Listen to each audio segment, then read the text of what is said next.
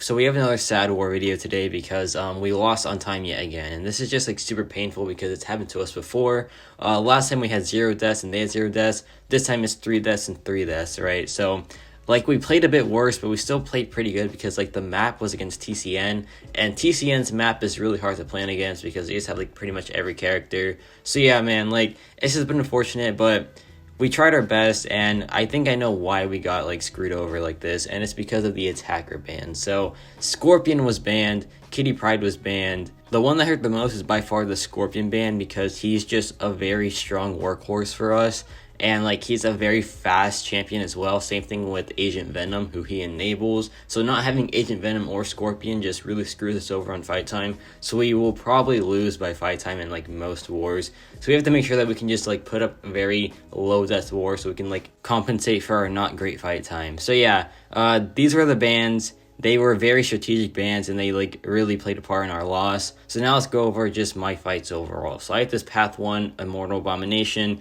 Masochism over time, and yeah, like that's the only important node. This fight is very straightforward with Warlock, and I think I did it even better than last war just because I played around the Masochism a bit better, so I got my armor breaks up. So yeah, overall not too bad of a fight. A very straightforward Warlock fight. You know, the degen's putting in work, the power drain's putting in work too. It's just a very straightforward fight overall. And yeah, I just want to plan my Masochism properly so I can like get my armor breaks active. So I dropped SP2 here. Very nice damage output, and the armor breaks do get to stick on. So yeah, this is just like going very well so far. A 16,000 medium, and yeah, this fight is pretty much just over, man, and a very fast time too. So pretty good fight. Warlock, you know, just doing Warlock things, right? And now we have this Longshot fight. So this is Human Torch versus Incinerate and Shock Hazard Shift Longshot.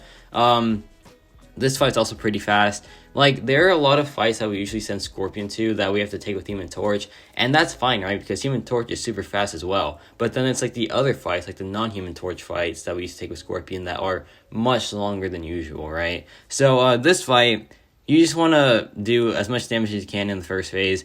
And it's a bonus here because Longshot has increased ability accuracy, so he will pretty much incinerate us on every single hit, which is perfect. It's like extra ramp.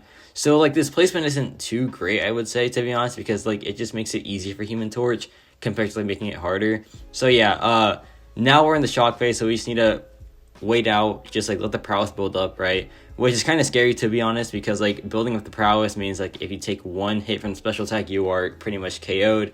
So yeah, that's not the best time, but I luckily he doesn't even throw a special attack before he just gets melted, so there is that. So yeah, like this fight, not too bad at all, just a very fast Human Torch fight.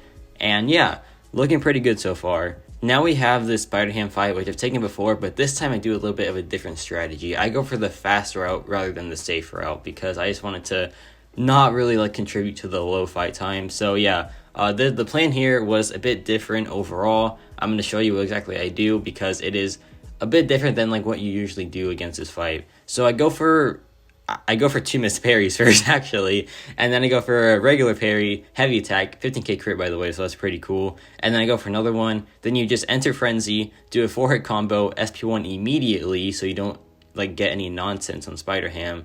Then you just go for unstoppable parry, like, or just an unstoppable block.